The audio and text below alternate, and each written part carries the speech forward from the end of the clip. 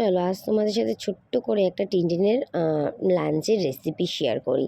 তো আজকে আমি টিনটিনকে করে দিয়েছিলাম ব্রোকলি রাইস। তো আমি কি দিয়ে ব্রোকলি রাইসটা করেছি সেটাই তোমাদের দেখাবো।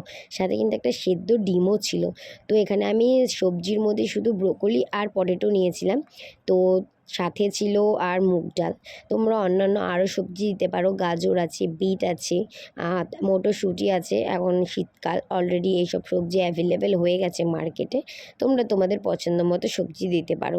তো আমি তারপরে গ্যাসটা অন করে প্রেশার কুকারটা বসিয়ে তার মধ্যে বাটার দিয়ে দিয়েছিলাম। বাটার দেওয়ার পর যে সমস্ত সবজি আর ডালটা আমি ধুয়ে রেখেছিলাম সেগুলো দিয়ে দিলাম।